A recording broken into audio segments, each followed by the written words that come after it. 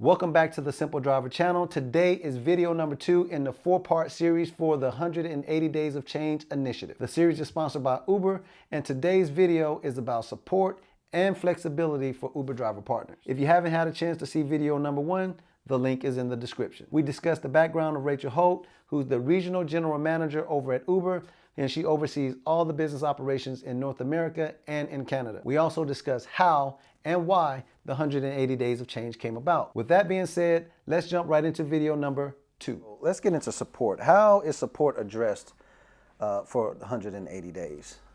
Yeah, so the first sort of the headline feature that we rolled out as part of the support chapter was all about 24/7 phone support. And so drivers are in their cars all the time, and it's often inconvenient to write an email. For many, very inconvenient. Yeah, for many drivers, English may not be their first language, right. And so it may be harder to communicate in writing than on the phone. And so and regardless, it wasn't about taking away email; it was about adding another option. Like you said, there's different driver partners with many different backgrounds. Yep. Is it just strictly English, or we have Spanish phone support? You do as have well. Spanish. They have Spanish phone support. Phone support, and we're working on continuing to expand that to other languages. Obviously, every time we add something, it sort of adds significant complexity. But right now, English, Spanish, and you have works for other languages. Other languages. Often in our green light hubs, though, you can find. We try to find.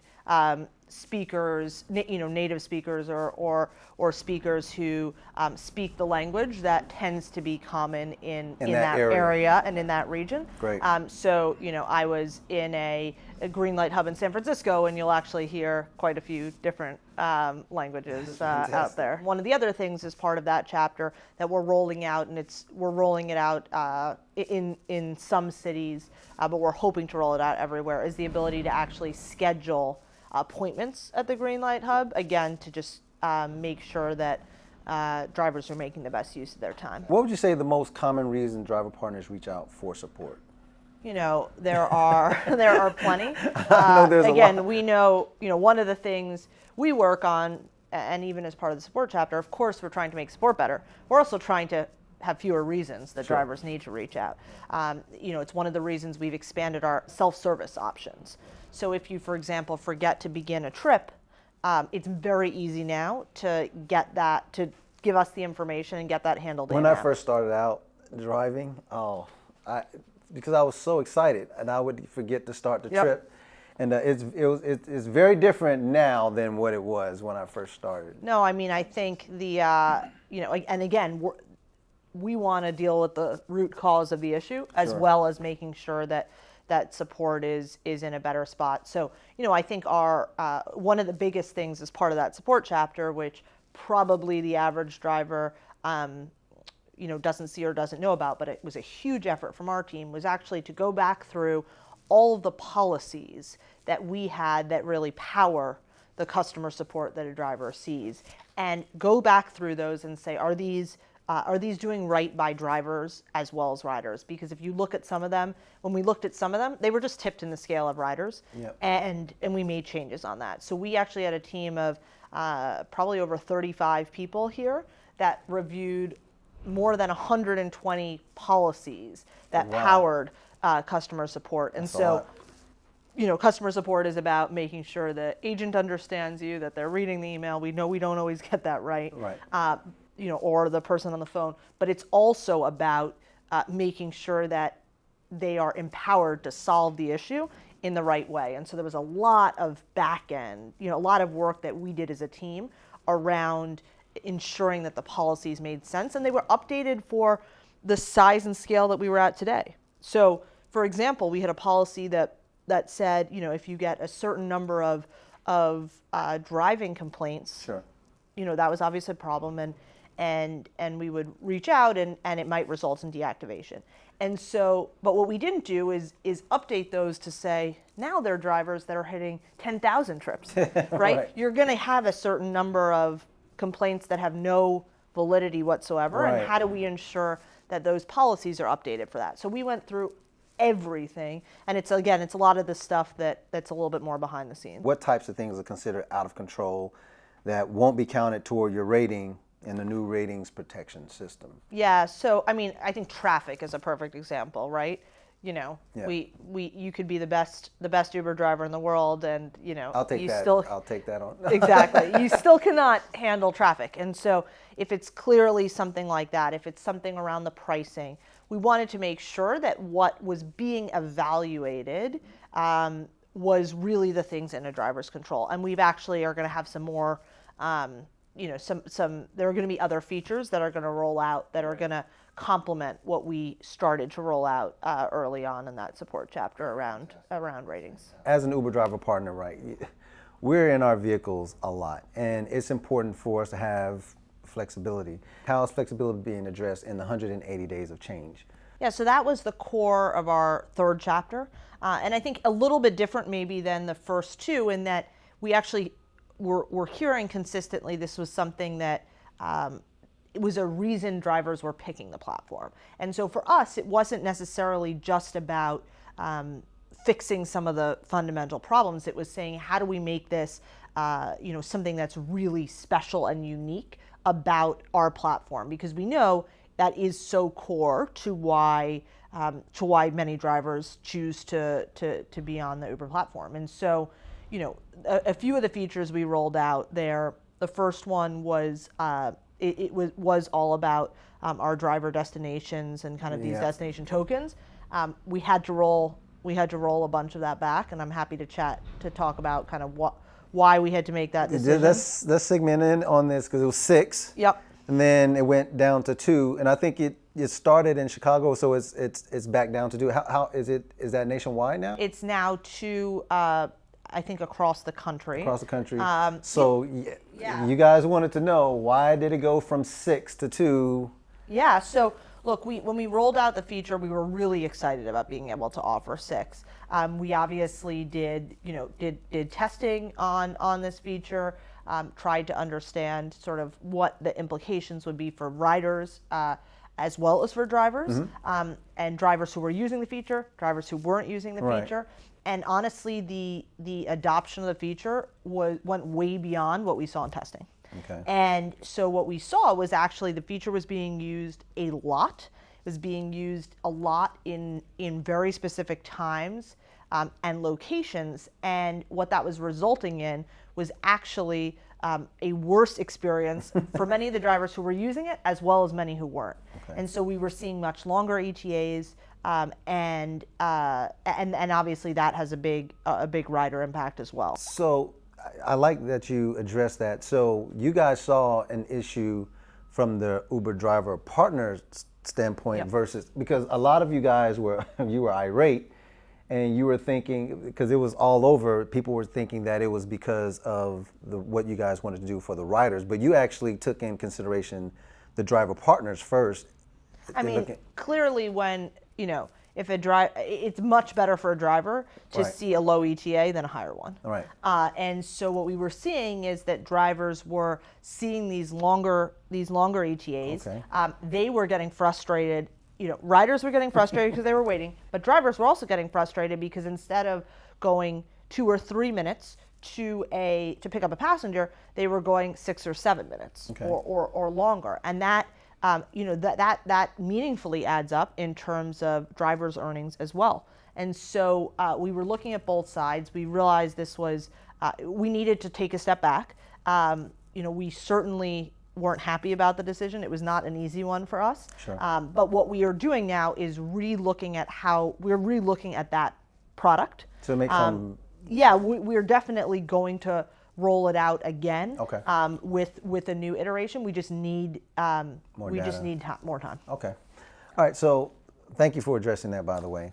So can you talk about some of the new preferences drivers can select? Yeah. So wait, because there's a 2-part to that. Because you guys know that I drive X and XL, and so when I first got started, I had 3 accounts. I have a Sentra and I have a Pathfinder. So I had an account for my Pathfinder, which was XXL, and then I can go into XL only mode. Yep. And then I had a Sentra that was strictly, obviously, X. Yep. And I would do videos, And people will be like, wait a minute, Why are you picking how, like how do you do that? Well, you know what's, and I'm like, hey, just go down to your Uber green light officer. Yeah. And of course, contact wasn't as good as it is now. So just talk to us about how that works now. Yeah, I mean, it was, you know, what we would call on the Uber side just a very hacked together solution, what we were trying to do. And you know, it was actually our, you know, many of our early drivers as well as our ops teams that kind of cobbled together this solution because we did not have a feature that I was called built. it dual platforming. That was my name for it. Dual platforming. It was, you know, there are times, and I think especially with Eats getting bigger and bigger, Sure. there are times where a driver wants to do, you know, says, okay, I'm done with people right now. I'm going on Eats, and I do not want to talk. Food doesn't bother me. It Yeah, just sits food back doesn't there. bug me. I'm done with people. There are times when, you know, if it's Halloween, Sure. you know, it may make a lot of sense to be in an XL only type of scenario, and it just didn't make sense. We had this hacky solution. It was really messy. I'm sure it was confusing for you. It was confusing for us. We had all these extra stuff on our back end, made support harder. Sure. So you know, we created this feature to enable drivers to have a lot more flexibility over when they were getting certain, you know, I'm sure certain the Green request Light types. Hub people are They're thinking you thrilled. got. Have you gotten any integrated feedback from driver partners from these updates? Look, I mean, I think generally drivers are saying, hey, look, you're heading in the right direction.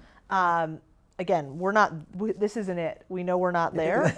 There is no, far from declaring victory. We are a long way from that. We can all appreciate that. Yeah, you know, and I think there are times where we get, you know, really feedback about, you know, how could you have ignored this other feature? And sometimes it's something we miss. Sometimes it's something that is really, really technically complex to build. Sometimes it's something that we know will have really, really bad implications from a rider side and ultimately result actually in many fewer passengers for drivers. And so that's the balancing act we're trying to do. You know, I think one other feature I'll add from the flexibility chapter, it's actually one of my favorite features. Is this a big win? I don't know if it's a big win. Look, the tokens was the feature I think that drivers were most excited about. Sure. Rolling that back, and I hope that the way we tried to roll it back in a way that was really transparent with drivers about what the problems we were having were. And, you know, I think even that effort is different than maybe what drivers have seen in the past in emails from us. But one of the features that we rolled out as part of that was actually the ability to set the time and location of where you need it to be. So sometimes that's fantastic. Right, location is half the battle, but time is the other half the battle. Whether you've got to pick up a kid from school or you've got an appointment, you know, when I drive, I often will do it during my daughter's nap time. And I'm going to segue in on it. You see how she just blew past that? Wait a minute, because I did research, right? So you actually were behind the wheel. From what I understand, you did some driving. Yeah. Do you remember your first time getting behind the wheel? How was that for you? Yeah, I remember it really well. I did my first, it was a Saturday afternoon, I did my first trip, and I had trouble starting the trip. And I was thinking to myself, oh my God, I have probably had 2,500 rides or something like that at that point. As a rider, like, how can I have trouble starting the trip? And I was like, oh, you know, it's a new app. And I was trying to kind of make excuses for it because I was embarrassed. And I think, you know, at the end, and I did get it and figure it out, but you appreciate, you know, the stress of the first few rides, the stress of the app, the driving, and the human interaction. Exactly. And you're trying to balance all three things, and they're all three kind of different parts of your brain. So Rachel, let me ask you a question. How do you use that, right? Because you're now an executive, right? And so you see it from both sides of the fence. How did you use that to help us? Well, I wrote up a huge long set of feedback as soon as I got home. You know, and one of the things that we know, you know, we have tried to improve what the experience is like your first 10 trips, you know, as an example. It's, you know, it used to be possible that your first trip was a pool trip. Your first trip is never going to be a pool trip again. because That's fantastic. that's crazy. I mean, Because there they is can throw it you is so completely off. complicated. Right. It's already complicated enough. We've got to get better. We've got to get better sort of training and everything. And we've got some pretty, I think, pretty bold and big kind of new concepts for what the app experience is like that we're gonna that we're gonna be rolling out. And part of that will be about ensuring that it's more intuitive, at the beginning. I think it's something, it's a lot better even than my first trip now. Yeah. But it's still, can get better. This is important for myself to know, and this will probably be pretty cool for you guys to know. Do you still have an active Uber driver partner account? You do? Yeah. Are you going to get out there? I mean, I can see that you're expecting. Congratulations. Thank you. But are you soon going to get back out? Yeah, absolutely. When was the last time that you... I'm trying to think of the last, a few months ago. I mean, often I do it myself. Sometimes I'll do ride-alongs. Sure. Where I'll do it with someone else Taking and kind notes. of be able to take notes and be able to say, hey, should it, or we'll look at, new kind of test beta products and stuff and say, I'm just sitting here to watch and saying, okay, how do you use that?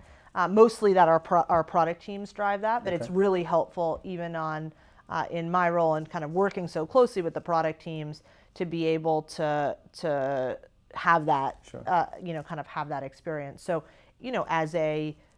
as someone who's building a business, to understand the experiences of all of your customers, and to have taken, thousands of experience, to have had thousands of experiences as a rider, and none as a driver is not, doesn't help. Perfect segue into the most important thing for us, which is earnings. Yeah. Because we want to know, how does that help us make more money? Okay, so that was part 2 in the video series. Make sure that you hit the comments below so we can have a conversation about it. And make sure that you stay tuned for video number 3. My name is Calvin Hill. I'm the Simple Driver. Peace.